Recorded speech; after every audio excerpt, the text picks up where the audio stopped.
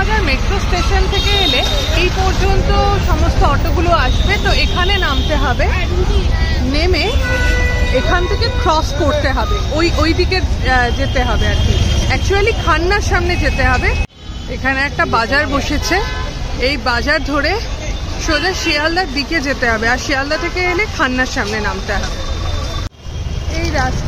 এই রাস্তার একদম অপোজিটে এখান দিয়েও সোজা যাওয়া যায়, আবার এই দিক দিয়ে খানিকটা গিয়ে সোজা মুখে পড়বে। এটা সম্ভবত সোজা গিয়ে ডান দিকে পড়বে। তো আসলে এইখানে আরেকটা জৈন মন্দির আছে, তো গুগল ম্যাপ সবসময় গন্ডগোল করে দেয়।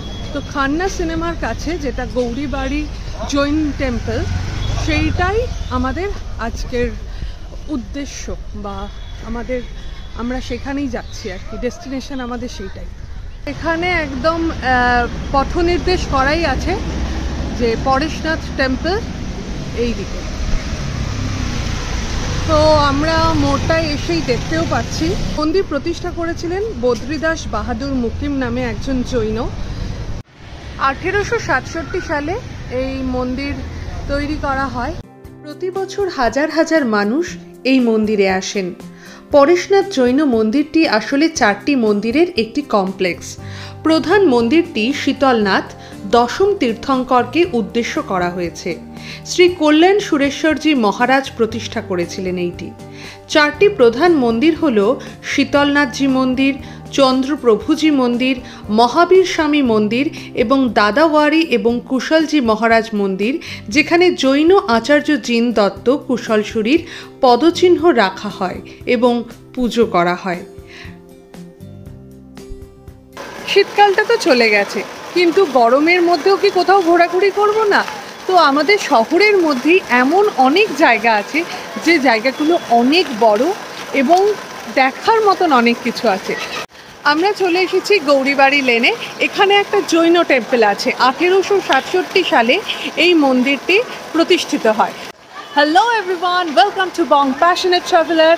আর আজকে আমরা চলে এসেছি একটা নতুন মন্দিরে। তো সেই মন্দিরটা তোমাদেরকে ঘুরে দেখাবো। এটা একটা জৈন টেম্পল, তো তোমাদেরকে পুরোটা ঘুরে দেখাবো এবং এর সম্পর্কে সমস্ত তথ্য তোমাদেরকে জানাবো। চলো আমাদের সাথে। কি অপূর্ব দেখাচ্ছে, সূর্য এখানে পশ্চিম দিকে অস্ত যাচ্ছে, আর এখানে প্রত্যেকটা মন্দিরেই একটা জলাশয় আছে। এবং এই হলো মেন মন্দির। তো ওরা ভেগান, ওরা মাছ প্রচণ্ড যত্ন করে, মাছটাকে মানে। আর এখানে প্রচুর মাছ আছে বলেই দেওয়া হয়েছে কোনো রকম খাবার এখানে ফেলে নোংরা করবেন না। আর এই ধর্মে যেটা মেন বলে থাকে যে এমন কোনো শব্দ বা এমন কোনো বাক্য বলা যাবে না যে বাক্য বললে খারাপ লাগে। তো এই ধর্মের মূল উদ্দেশ্য হলো সেইটাই। চলো পুরোটা ঘুরে দেখি। আমরা মন্দিরের একদম অপোজিট সাইডে চলে এসেছি। খুব সুন্দর লাগছে, বেলাটা পড়ে এসেছে। 4টে থেকে এই মন্দির খোলে, তো সেই জন্য আমরাও চলে এসেছি এখানে। আচ্ছা, এইটা হলো ফ্রন্ট গেট, এখান দিয়ে কিন্তু সবাই আসছে নাকি। প্রচুর লোক, জৈনরা তো এখানে আসেনি, আর বিভিন্ন ধর্মাবলম্বী লোকও কিন্তু এখানে ভিড় করে থাকেন।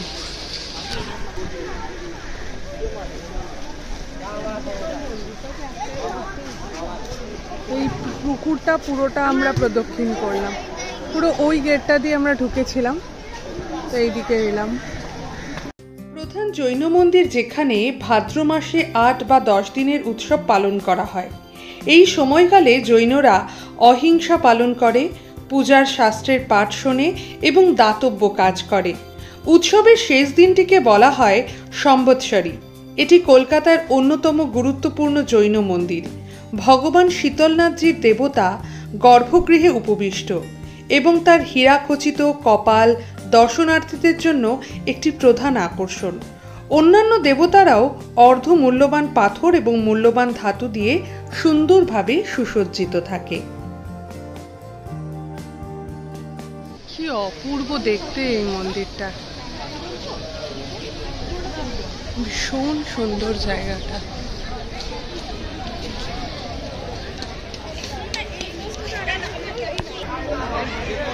ইনি হলেন মন্দিরের প্রতিষ্ঠাতা।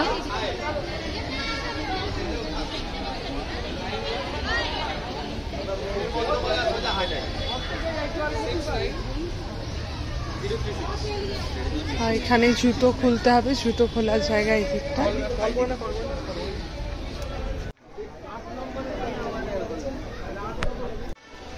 এই পরেশনাথ মন্দির, আর এখান থেকে আমরা বেরিয়ে পড়ছি এই গেটটা দিয়ে।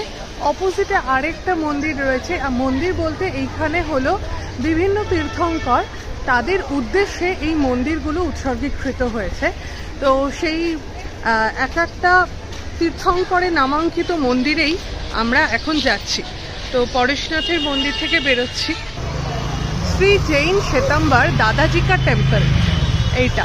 চলো ভেতরে যাই।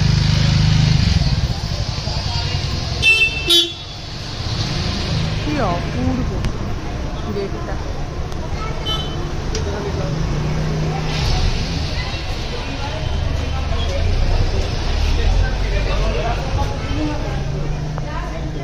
সকালবেলা 6:30 থেকে 11:30 পর্যন্ত, আর সন্ধেবেলা 3:30 থেকে 6:30 খোলা থাকে।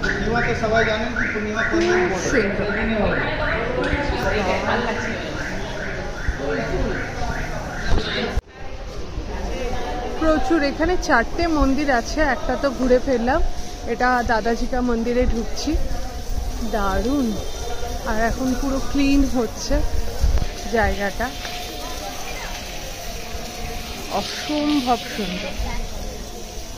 তোমরা এখানে আসতে পারো, মানে বিকেল বেলাটা দারুণ লাগবে, একদমই ঝিনঝি নয়। পুরো গান দিয়ে পরিষ্কার করা হচ্ছে। এখানেও কিন্তু একটা জলাশয় আছে, আর এদের একটা বৈশিষ্ট্য, মাছ থাকবে এদের পুকুরে। কি সুন্দর, শহরের মধ্যে এত সুন্দর মানে একটা জায়গা আছে, এত নির্জন, খুব সুন্দর লাগছে।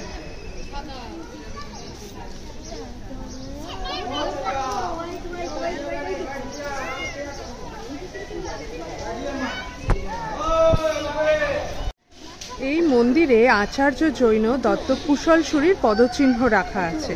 এখানে খুব সুন্দর বাগান, এইদিকেও আর একটা জৈন টেম্পল আছে, আর গেটটাও দারুণ। এই বাড়িটা বেশ অন্যরকম দেখতে, কিন্তু এর যে মানে এখানে যেটা লেখা আছে শ্রী শ্রী তারকনাথ জিউ এবং অন্নপূর্ণা দেবীর ঠাকুর বাড়ি, তো কার্তিক মাসে 1354 সালে নির্মিত হয়েছে, কোজাগরী পূর্ণিমায়। এইটা দেখেই চোখটা বেশ আটকে গেল আর কি। তো চলো আমরা আর একটা জৈন টেম্পলে এখানে যাব। পুরো কমপ্লেক্সটা হলো পরেশনাথ টেম্পল, যেটা 23 নম্বর যে তীর্থঙ্কর তাকে উদ্দেশ্য করে এই টেম্পল উৎসর্গীকৃত হয়েছে। এবং এখানে আমরা দ্বিতীয় মন্দির ঘুরে ফেললাম, এটা ছিল দাদাজি কা টেম্পল। আমরা আর একটিতে প্রবেশ করব, এই টেম্পলটায় যাব, জৈন শ্বেতাম্বর টেম্পল। আমরা না পেছন দিক দিয়ে ঢুকছি।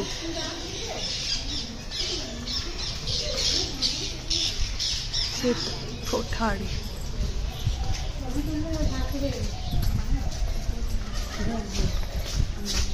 সামনে এগিয়ে যাই।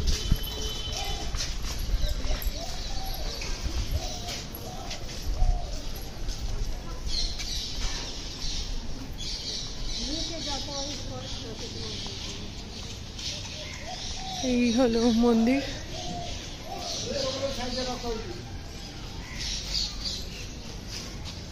24তম তীর্থঙ্কর শ্রী মহাবীর স্বামী, তার যে মন্দির সেইটা হলো এইটা,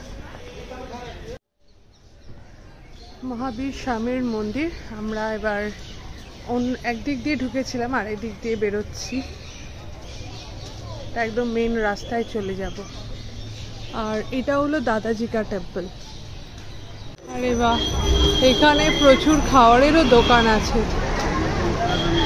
এটা হলো আরেকটা 4 নম্বর আর শেষ টেম্পল, এটাতে আমরা ঢুকবো এবার। পরেশনাথের 4টে যে মন্দির রয়েছে না, এটা হলো শ্রী শ্রী চানুয়া প্রভুজি টেম্পল।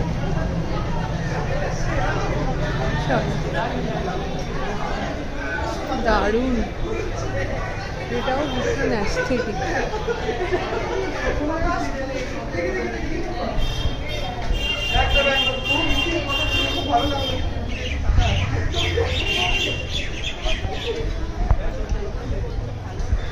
তো গাছপালায় ঘেরা, ভীষণ সুন্দর।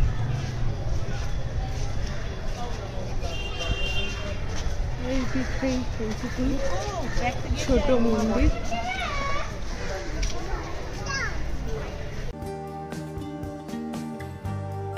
শ্রী শীতলানাথজির মন্দিরের দক্ষিণ দিকে শ্রী চন্দ্রপ্রভুজি দেবের মন্দির অবস্থিত, যা 1895 সালে গণেশলাল কাপুরচাঁদ জহর দ্বারা নির্মিত হয়েছিল। আমি এখন আছি এই জৈন মন্দির চত্বরেই। তো যে চতুর্থ যে টেম্পল সেখানেই এখন আছি। তো 4টে মন্দিরই আমরা ঘুরে দেখলাম।